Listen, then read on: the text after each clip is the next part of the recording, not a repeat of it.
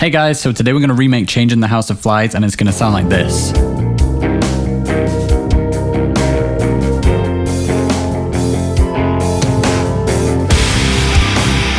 When I think Deftones, I just think emotion. Like, their music is all about the emotion, and they're one of very few bands that have this ability to take such simple ideas and really turn them into something special. Their songs really transcend the sum of their parts. This song, for example, is pretty much just 2 chords repeated for 5 minutes. So today let's look into how this band works their magic to take simple ideas that anyone could write and turn them into something so special that only Deftones could write. So besides the bridge, this song can be broken down into 2 sections, the quiet verse and the heavy chorus. Very simple formula, and everyone did it in the late 90s and early 2000s. So let's start with the quiet intro and verse, and then we'll get to the heavy section later. So we're going to start with that iconic intro guitar sound, and it's a very chill tone, almost clean, just breaking up a little bit when Stefan's hitting a bit harder. And I really like this tone because it's so raw. It's a little rough around the edges, a little noisy. It really just sounds like a microphone up to an amp in a room. Not a lot of processing, and it just feels so human and authentic. There's a little room echo, a lot of warmth, so let's try and capture all of that now. And I'm going to start with SS11X. This thing is great for clean or slightly crunchy tones, so I'm going to use this Mesa cab,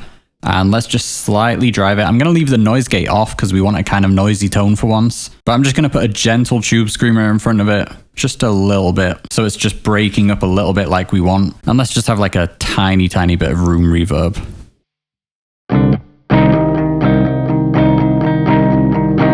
You hear how that's breaking up a little? Listen without the tube screamer. And with. Very light distortion. We don't want to overdo this. It's just for when we hit the strings a little harder, so it just breaks up a little bit. Alright, so let's track our riff and then we'll keep working on the tone. So it's drop C tuning and I'm using my bridge humbucker. Let's go.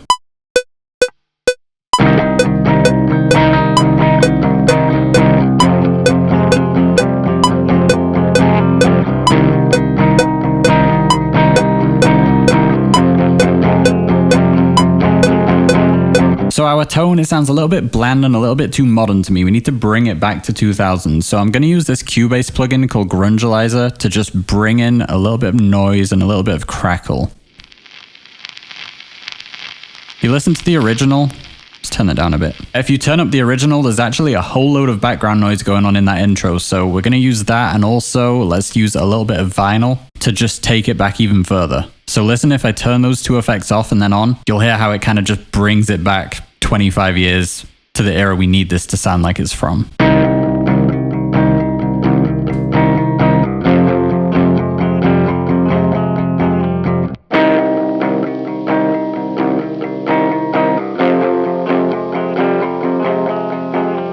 So we're using vinyl to make it sound a little more old school and lo-fi sounding, because I'm trying to make this sound 25 years old with modern equipment, so little things like vinyl just help to convince your ear this is actually older than it is. The only other thing this needs is a bit more bright top end and a bit more warmth in the mids. So let's first handle the top end by bringing in some fresh air.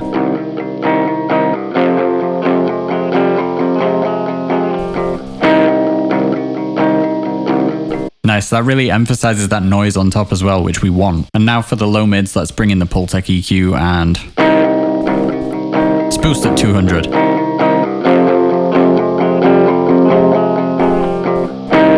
Give it 3 dB. It's just nice and warm now. Alright, and that is our verse tone. And next I want to focus on one of my favorite things about the song, the synth. So we'll break down the sound in a minute, but first let's just lay down the notes.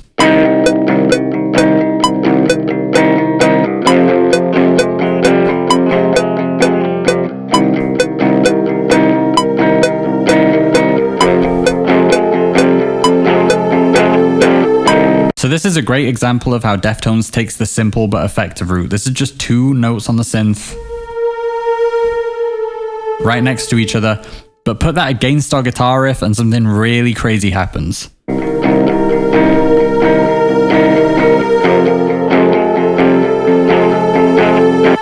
The notes are just totally clashing, like the synth is going from a minor 7th to a raised 6th. That's not in key.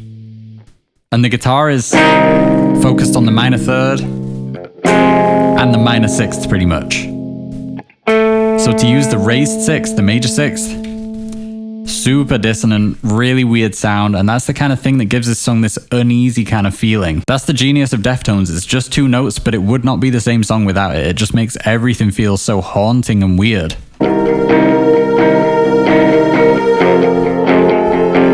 I love that juxtaposition of like a really beautiful choir-like synth sound, but it's playing really dissonant notes. It's like your mind can't decide whether it's beautiful or really ugly, and that's the thing Deftones love to do. They love to pair like the ugly with the beautiful. So for the synth sound, we're going to start with this Cubase sound, just a stock sound called Synth Voice, and it's just like a choir-like, slightly string-like sound.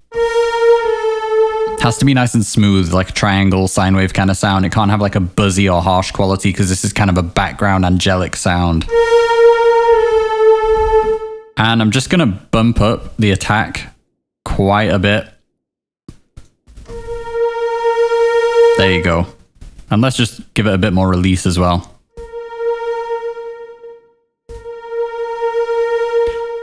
This sound kind of sweeps in, it doesn't just hit straight away, so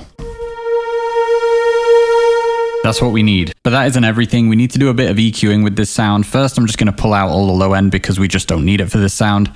But I'm also going to low pass filter it right down because we don't want any of that air on top. We just want a kind of background angelic sound. So if you listen,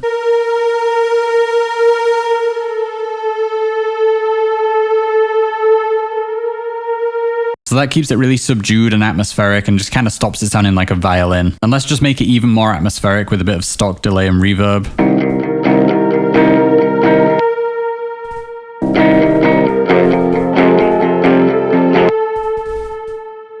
Yeah, we really want the sound to be like floating around, so those two effects just finish that off. Alright, and now we're ready for it to kick in with some drums and bass. I just want to jump in, guys, and say if you're enjoying this video, hit the like, subscribe so you don't miss all the videos I have on the way. Some really cool things coming on the channel over the next few months, so I don't want you to miss that. If you're already subscribed, thank you so much for being here and for watching.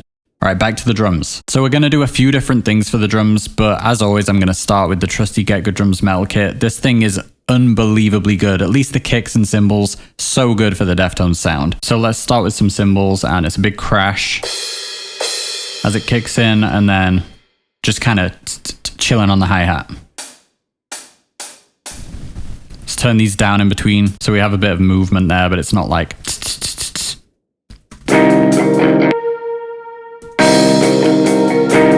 I'm a really big fan of Abe's drumming style because he is all about the feel. Like, he throws in tasteful little embellishments there, but it's always something that serves the song. For example, like these little hi-hat double strokes. There's some ghost notes on the snare we'll be putting in later, and he does these really cool offbeat hi-hat parts on the second time round, like this.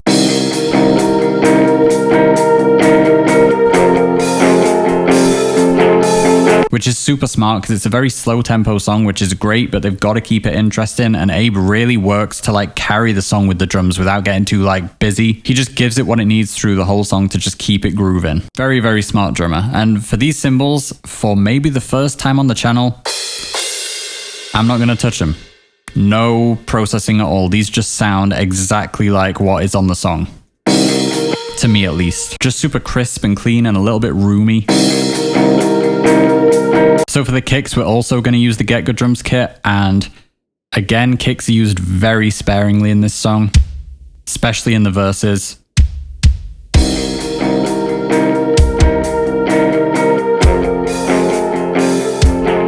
They're really just keeping time. The cymbals are kind of handling the more interesting parts of the drums. And we also barely need to touch these kicks. It's a really nice sound, so just going to solo it and do a little bit of EQing. It's a bit more mid-rangey than we need. It's a very deep snare, so we don't need all that high-end and mid-range, so let's just cut a few things out.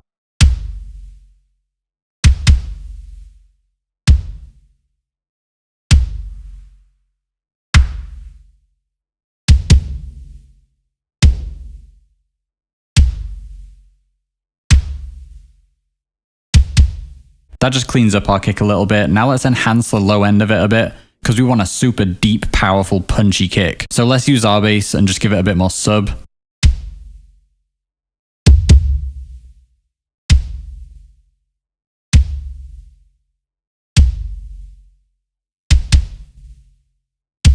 That just really rounds out the bottom end and gives it a lot more power without it getting in your face. All right, now onto the snares, and that's going to be a different story. So I'm actually going to use a snare sample from the Just Add Drums Around the First sample pack. No one in this video sponsors me, by the way. I'm just using whatever I'm using, and honestly, I wouldn't recommend this pack that much. I didn't like the sounds in it other than a couple of the snare samples, but this one definitely is close to the Around the First sound, and White Pony is kind of a similar sound, so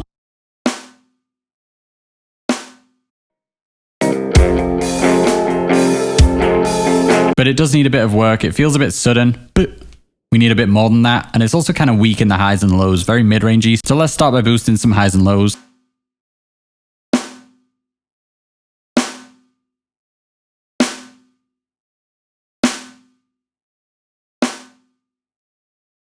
So that's giving it a bit more of a snap in the highs and a bit more body in the lows, but I also feel like it needs a bit more of a like clonk in the mid-range, if that makes sense. Like I really want to hear the power of a stick hitting a snare, so let's try and find that.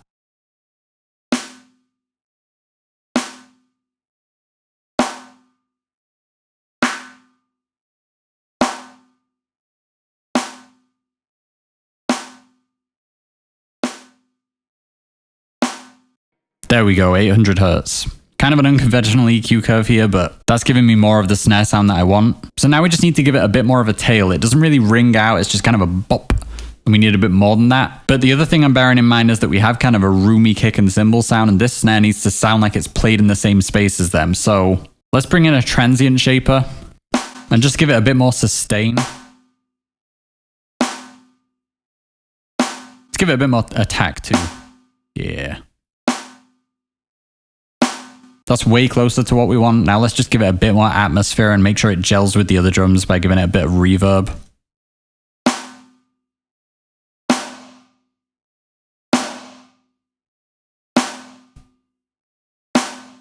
Just a little bit for the atmosphere. We still want to really hear the snare. So now we have this.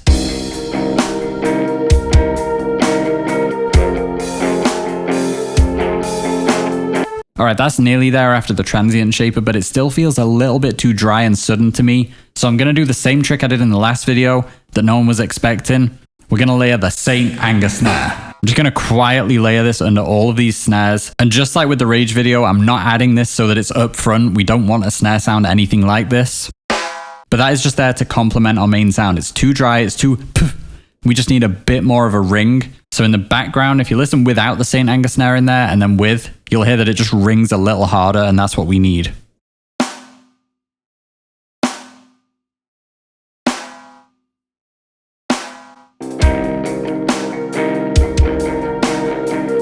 So you don't notice it, but it just fills out the snare. So that's our drums done. Let's lay down some bass now, and then we'll get to the heavy part of the song. And the bass really is the hidden star of this song. Like it's in the background, it's so subdued, but the bass lines are very, very nice. So the tone isn't really anything special, but what she is playing is really, really cool. So let's lay it down and then we'll get into it all.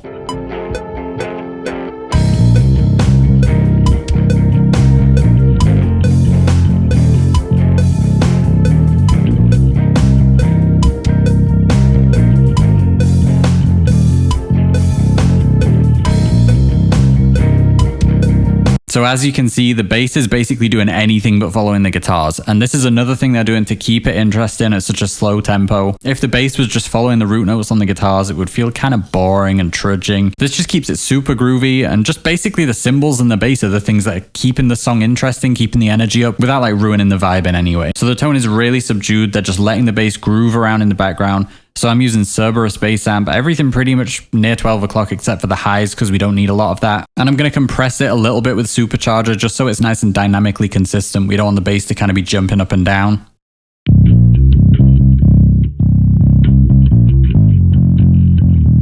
That'll do. We don't want to squash it, just rein it in a little bit. All right, the last thing for the bass you can see here, it is kind of getting out of control even though we don't want the high end. It's getting a little bit crazy in the lows. So let's just kind of cut some boomy stuff.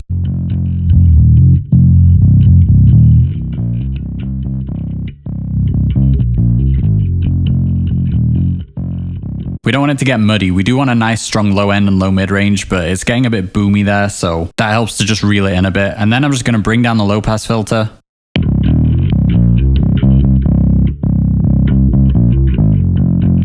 We just don't need any of that clicky high end information, so that just keeps it in the background.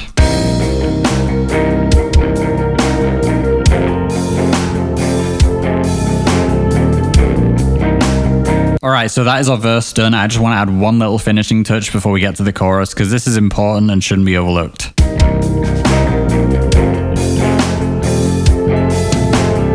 Stay with me here, this is going to be cool.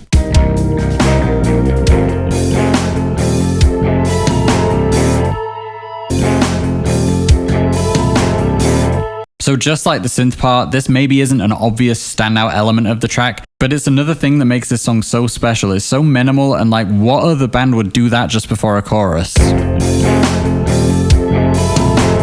It's so atonal, so out of key, and just really throws everything off right before the chorus hits. So it's like if the song didn't feel anxious and atmospheric enough, it almost sounds like a person screaming, or like a gate creaking in a horror film or something. It just sounds so ominous and strange. I'm fairly certain it is just guitar with a bunch of reverb and delay, which is exactly what I've done here, just stock reverb and delay plugins. And you can see I'm turning them right up, so it's like a real wash of effects. And this is actually with a stock Cubase amp this time, but the amp is not important. You could use any amp. It's just about getting that wash of reverb and delay, time-based effects swirling around, making it feel like a dream or something. So I didn't want to skip over that, because my favorite thing maybe about Deftones is how they experiment with sounds, and it's all about the emotion it creates. It's not about like, look at this wacky sound we made. It's like all about making you feel something. All right, now we're ready to get heavy and drop it into the chorus. So let's start with the cymbals again. We're going to use all the same drum sounds. And for the cymbals, we're just going to really crash on the 1 count. And then we'll just keep the hats open rather than what we had in the verse. The kick pattern gets a little more interesting here, so a little more syncopation.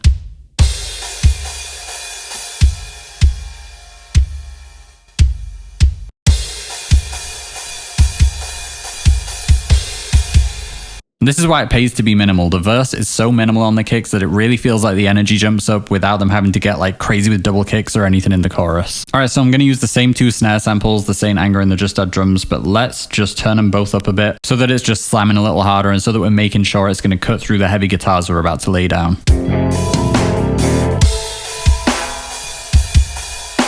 And once again, the bass is not going to just follow the guitar here. It's a super creative bass line that kind of does its own thing. So let's lay down that, and then we have our foundation ready for some heavy guitars.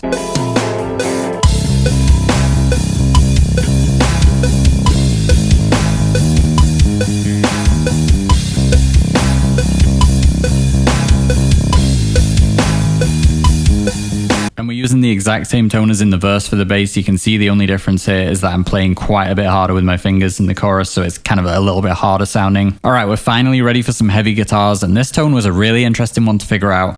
Let's get it laid down and I'll talk through it.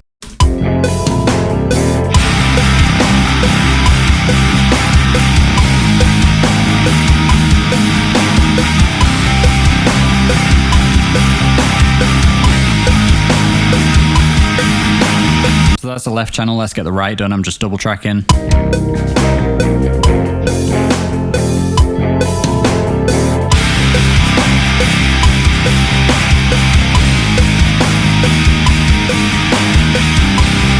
The first thing I want to note about these riffs, and I've talked about this in all my other Deftones videos, is this chord. The power chord with a 9th on top. It's a very classic Deftones trick, and not to discredit everything else they've done, because they're one of my favorite bands and they do so many awesome things. But I feel like 80% of what makes this band great is that they figured out that this chord with a bit of distortion, or a lot of distortion, sounds amazing. So if you haven't seen my other Deftones videos, now you know. If I had to condense it into a 10-second video, I would be like, here's how you sound like Deftones. Play this chord with a load of distortion. And from that to segue into the tone, there is a load of distortion. The first 3 Deftones albums are so distorted with the guitar tones, like more than most modern metal bands today.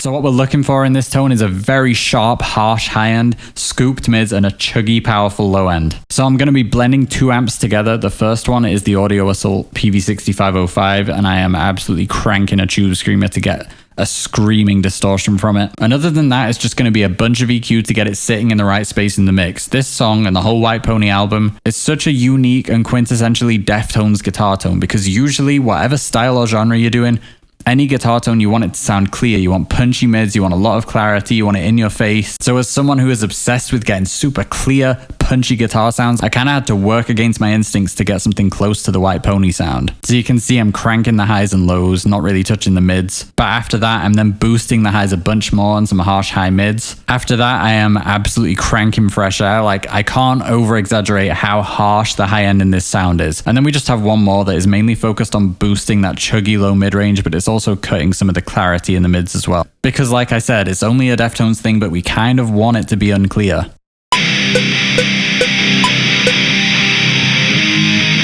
If we wanted to boost the mid range in this tone, listen to how much clearer it becomes.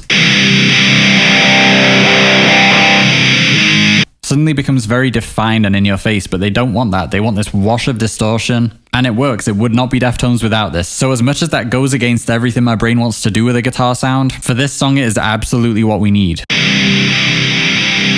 So we have two instances of that 6505, one on the left and one on the right. Then I'm blending that with a second amp. This one thankfully is a little bit more simple, and the first one, even though we did add some low mids in there, is more about the high end. The second one is going to be more about that chuggy low end. Rather than letting the 6505 try and handle everything, I'm letting that one just focus mostly on the high end, getting that hissy distortion, and then I'm just going to bring in the trusty old 14, which is so good for like standard metal tones, and that's just going to give us that chuggy low end we need. Even though it's a very high end focused guitar tone, there is a lot of low mids in there, and especially when you're using such a subdued bass tone, you really need that power in the low end of the guitars. So the standout tone is definitely the 6505, but the 14 is just adding what we need, so it's a little more powerful. So I'm still driving the amp very hard. This is a super high gain amp, so having it halfway is actually pretty extreme. Then enhancing with our bass at 159. We don't want to add sub frequencies, so I've not got it super low, but we want that body really in the low part of the guitars. So that paired with another Pultec EQ boosting at 400 is going to really give us that power that we need in the bottom end. So altogether with that high distorted 6505 and the low end chug from the 14, we get this.